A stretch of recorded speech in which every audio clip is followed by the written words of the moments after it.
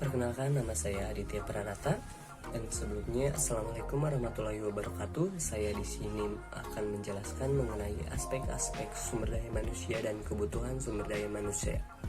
Di sini saya mewakili kelompok 13 yang beranggotakan saya sendiri, Aditya Pranata, dengan NPM 11112010002, dan ada Dedi Kusuma serta ada Fulki Noval Arafi Prianto. Langsung saja ke pengertiannya. Aspek sumber daya manusia dalam studi kelayakan bisnis merupakan fokus terpenting dalam sektor perkembangan ekonomi. Perencanaan sumber daya manusia adalah proses analisis dan identifikasi yang dilakukan organisasi terhadap kebutuhan dan sumber daya manusia, sehingga organisasi tersebut dapat menentukan langkah yang harus diambil guna mencapai tujuannya. Selanjutnya ada pentingnya aspek sumber daya manusia dalam studi kelayakan bisnis. Bisnis merupakan sebuah jalur kegiatan pragmatis yang tentunya selalu melihat dalam sudut pandang nilai investasi. Bisnis sendiri secara simpel akan terus melibatkan komunikasi timbal balik antara individu, produsen, dan konsumen, sehingga ini akan lebih menyoroti sistem bisnis yang selalu memiliki karakter dari setiap individu yang terlibat. Oleh karena itu, individu yang layak dapat menjadi objek bisnis yang layak. Individu yang berperan dalam bisnis sangatlah krusial, karena semua individu dapat menentukan takdir dari sebuah jalur bisnis. Sumber daya manusia merupakan salah satu faktor terpenting dalam kemampuan bisnis. Oleh karena itu, pengembangan sumber daya manusia membutuhkan teknik tertentu. Maka tidak dipungkiri bahwa sektor perkembangan sumber daya manusia akan terus dikaji dalam studi penelitian. Sumber daya manusia yang dinamis menciptakan pengkajian yang dinamis. Oleh karena itu, studi terhadap sumber daya manusia akan selalu berubah-ubah seiring berkembangnya zaman. Tentu saja teknologi dan kebudayaan mempengaruhi perkembangan zaman, sehingga melibatkan perubahan komunikasi bisnis di dalamnya. Meskipun begitu, akar bisnis yang sejak dahulu sudah ada tidak akan lekang oleh waktu. Mempelajari kelayakan sumber daya manusia dalam bisnis adalah sorotan penting bagi pengusaha milenial. Yang ketiga ada kebutuhan aspek sumber daya manusia berkualitas. Dengan adanya teknologi internet, maka perkembangan sumber daya manusia sepatutnya harus meningkat pesat. Beberapa faktor yang sudah turun-temurun dilakukan untuk mengenali ketangguhan sumber daya manusia adalah sebagai berikut. Yang pertama ada faktor kepribadian. Ya, faktor kepribadian itu sangat menentukan perilaku individu di dalam organisasi. Yang kedua ada faktor loyalitas. Faktor loyalitas juga sangat menentukan kemajuan organisasi. Faktor loyalitas sangat penting dimiliki oleh sebuah individu.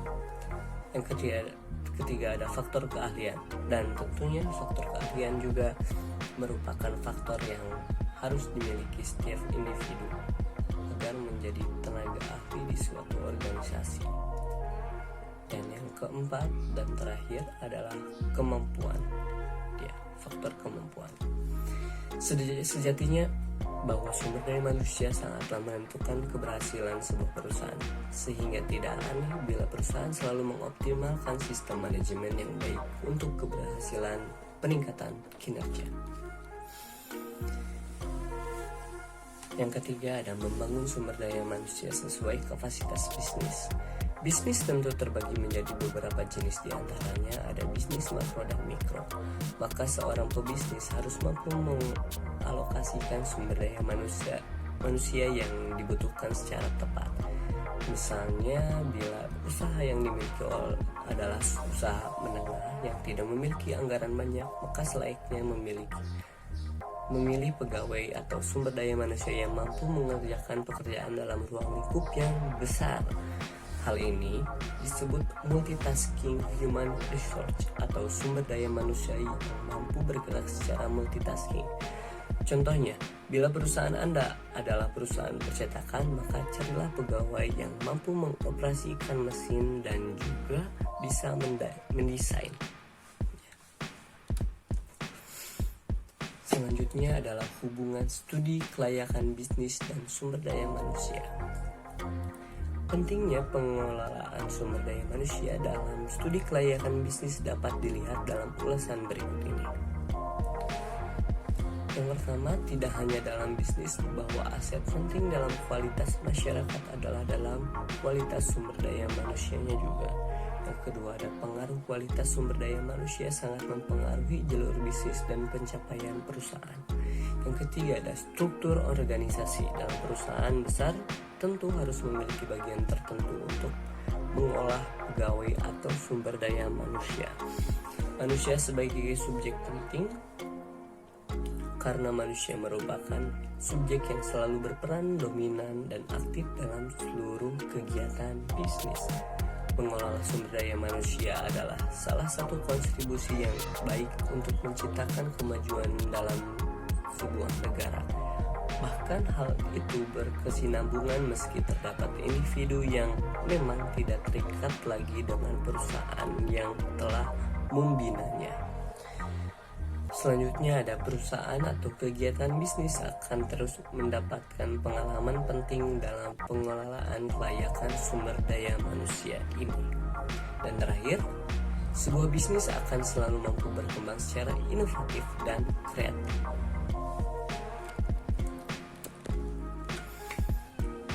Dan selanjutnya ada analisis sumber daya manusia dalam studi kelayakan bisnis. Analisis sederhana dapat kita lakukan demi terciptanya perencanaan yang tepat sasaran. Maka simak analisis sederhana terhadap sumber daya manusia di bawah ini.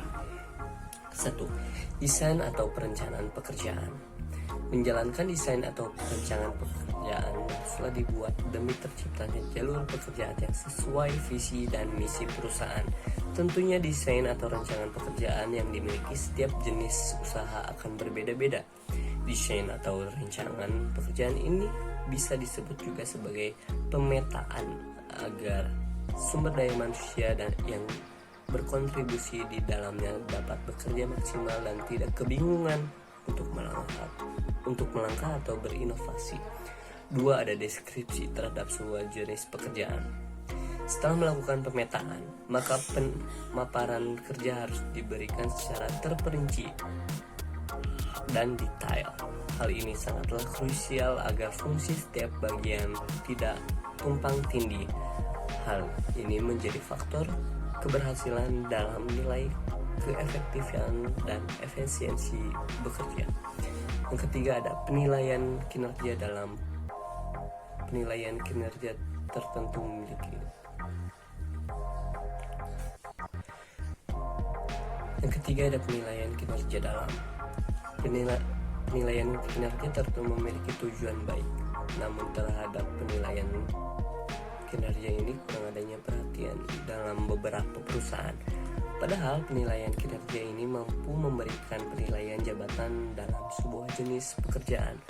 Penilaian terhadap kinerja pegawai ini tertentu memiliki tujuan untuk menganalisis kapasitas sumber daya manusia yang dimiliki, sehingga perusahaan tidak selalu memperhatikan perusahaannya saja, namun subjek-subjek yang vital sebagai sumber daya manusia ini terlebih agar perusahaan dapat memberikan reward yang sesuai sasaran. Yang keempat ada penilaian batasan sumber daya manusia pegawai. Pegawai tentu selalu memiliki karakter yang berbeda-beda. Terkadang beberapa pegawai dengan divisi yang sama pun tidak memukul sama rata dan kapasitas kemampuan yang dimilikinya. Oleh karena itu pentingnya melakukan penilaian batasan kapasitas terhadap sumber daya manusia yang dimiliki sangatlah penting. Selain memberikan rasa adil, maka penilaian ini akan mampu meningkatkan profitabilitas dan produktivitas perusahaan. Dan selanjutnya ada manfaat pengembangan sumber daya manusia. Manfaat pengembangan sumber daya manusia. Setiap karyawan atau pegawai akan memiliki porsi yang terarah dalam ranah pekerjaan. Dengan mengembangkan sumber daya manusia, maka mampu meningkatkan kinerja secara produktif. Yang ketiga ada menjaga terjalinnya hubungan baik dalam struktur organisasi perusahaan atau jenis usaha. Yang keempat ada mampu memberikan solusi yang baik dan itu dalam setiap persoalan atau masalah yang terjadi dalam perusahaan. Yang kelima ada memberikan motivasi dan semangat kerja terhadap setiap individu, menciptakan transparansi yang baik dalam sebuah manajemen.